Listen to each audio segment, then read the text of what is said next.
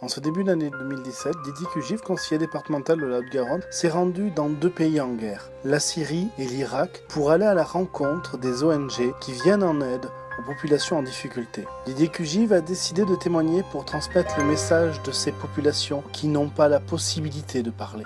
Il revient sur sa vision meurtrie de ces pays en guerre, où le silence, la destruction, la mort est à tous les coins de rue, mais aussi l'espoir et la vie au-delà de l'horreur. Didier Cugive, bonjour. Bonjour. Quel est le premier regard, quel est le premier message qui vous a frappé quand vous êtes arrivé là-bas? Ce qu'il y avait d'important dans la mission qui a été la mienne, c'était de se rendre compte précisément sur le terrain comment les associations humanitaires s'organisaient pour être le plus efficace possible. C'est terrible de devoir intervenir en zone de guerre parce que, par définition, aucun endroit n'est sécurisé.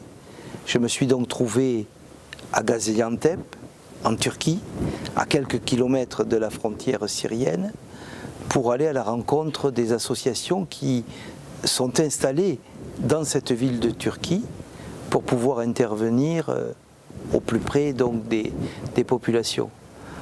J'ai rencontré des femmes et des hommes d'exception qui se battent au quotidien pour sauver des gens, pour les soigner, et pour les soigner dans des conditions terribles. Ce qu'il y a dans ce monde de destruction, ce qui est frappant, c'est toujours la vie. L'envie de vivre et justement la main tendue de beaucoup de monde. Oui, de beaucoup de monde, mais peut-être pas suffisamment. Les associations qui nous ont rencontrés étaient ravies de pouvoir donc échanger, montrer le travail qu'elles conduisaient, qu'elles menaient.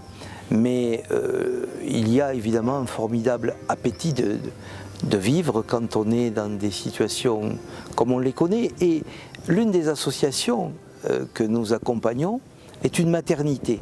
L'association Médina, c'est une association qui a été créée en France à l'initiative d'un médecin français et qui intervient dans la banlieue ouest d'Alep avec une petite unité seulement de 24 personnes et des centaines et des centaines de femmes qui viennent en consultation et qui viennent aussi accoucher et évidemment dans des situations très inconfortables puisque la première maternité, le premier lieu d'implantation de la maternité a été détruit, a été bombardé. Des médecins sont morts, des patients sont morts, des jeunes enfants sont morts. Eh bien, à quelques kilomètres de là, la maternité a été reconstruite. Quand je dis reconstruite, a été réinstallée dans une maison d'habitation. C'est un formidable message d'espoir, cette maternité. 24 personnes dévouées pour aller accompagner les femmes qui sont en situation d'accouchement au milieu des bombes, au milieu de la destruction, au milieu de la guerre. Pourtant, la vie continue. Vous avez traversé la frontière et vous vous êtes rendu en Syrie. Qu'est-ce qui vous a le plus frappé? Ce qui frappe dans des situations de guerre comme celle-ci, c'est une situation un petit peu ambiguë où, d'un côté, une destruction massive, d'un côté, des bombardements, des villages, des villes qui disparaissent, qui sont rayés de la carte, et à quelques centaines de mètres ou quelques fois la rue d'à côté, la vie qui continue, avec des femmes et des hommes qui continuent d'essayer, autant que faire se peut, de travailler, de faire du commerce, de conduire leurs enfants à l'école parfois, de les soigner. Cet incroyable appétit de vie. C'est-à-dire qu'aux endroits où il semblerait que plus rien ne repousse, que plus rien ne soit possible, cet appétit de vie qu'ont les habitants de vouloir à tout prix reconstruire, continuer et vivre. C'est peut-être ce qu'il y a de plus frappant dans des zones de conflit comme celle-ci. C'est ce que vous avez vécu dans le deuxième pays où vous êtes rendu, l'Irak, au cœur du conflit, une fois de plus, avec l'association Elisa Keir. Le voyage que j'ai effectué en en Irak était beaucoup plus difficile parce qu'il était au cœur même de la zone de conflit. Nous nous sommes rendus à 8 km de la zone de front, à proximité de Mossoul. Et là, nous avons vu l'horreur. Nous avons vu l'horreur parce que nous avons circulé autour de la ville assiégée de Mossoul. Et autour de cette ville, plusieurs petits villages de minorités chrétiennes qui existent, ou tout au moins qui existaient il y a encore quelques années, et qui ont été anéantis, détruits. Et lorsque je dis détruits, c'est souvent ça dépasse l'imaginable. Il ne reste plus rien.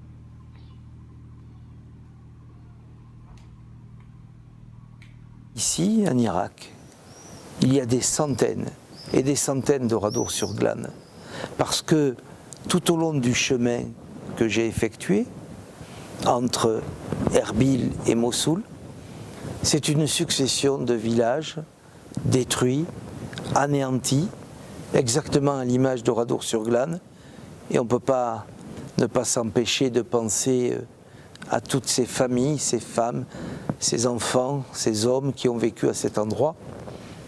Et il est terrible de pousser la porte d'une maison et de voir sur le sol les jouets des petits-enfants qui sont partis précipitamment. En tout cas, on espère qu'ils sont partis précipitamment, ça veut dire qu'ils sont encore en vie. Et justement, cette vie qui reprend passe aussi par le travail de toutes ces ONG, à savoir Elisa Care par exemple, et cette aide médicalisée qui va au plus proche des populations. Oui, une aide remarquable, avec un double système, des dispensaires. Elisa Care a installé 2 dispensaires, l'un dans un camp de réfugiés yézidis et un autre dans un camp de réfugiés chrétiens, et 3 camions qui, eux, vont au plus près des populations, auprès de celles et ceux qui, malheureusement, n'ont pas la chance, parce que ça devient une chance de pouvoir être installé dans un camp de réfugiés, parce que vous êtes au sec, parce que vous êtes au chaud, parce que vous êtes protégé.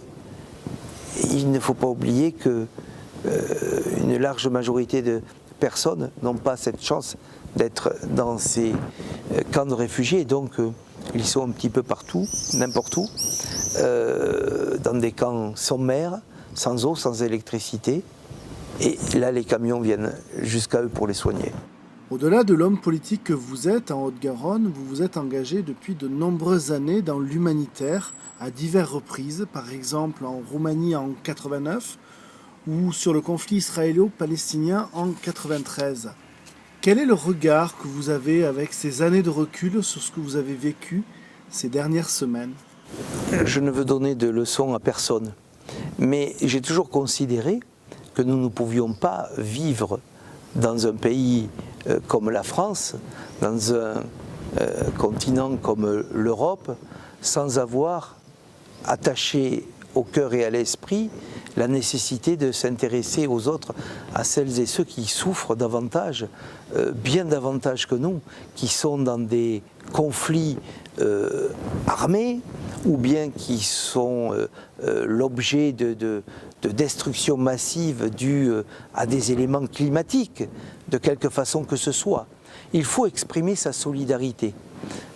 Sa solidarité ne peut pas s'exprimer uniquement dans la ville, dans le département ou dans le pays où on se trouve. nous sommes des citoyens du monde. Et à ce titre, nous devons avoir cette volonté de nous impliquer partout où on le peut, partout où les circonstances nous conduisent à intervenir. Dernière question, citoyen du monde, demain vous irez où? Écoutez, j'aimerais un jour aller dans des endroits uniquement pour mon seul plaisir. Parce que cela voudrait dire que beaucoup de choses auront été solutionnées. Mais malheureusement, il y a beaucoup d'endroits encore aujourd'hui dans le monde où l'intervention des pays occidentaux le nécessite. Il y a une terrible famine en ce moment au Soudan. Personne n'en parle parce que ce n'est peut-être pas suffisamment médiatique. Mais dans tous les cas, il faut s'intéresser à ce qui se passe aujourd'hui au Soudan. Il faut s'intéresser aussi à ce qui se passe partout dans le monde. Il y a des femmes et des hommes qui souffrent. Il faut que nous exprimions, chacune et chacun, à sa modeste place, ce peut être des actions très symboliques, modestes, mais en tout cas, il faut que, je le crois, chaque citoyen du monde se sente concerné par ce qui se déroule à ses portes, mais aussi au bout du monde. C'est le sens de mon combat, de mon engagement. Merci Didier Cugive. Avec plaisir.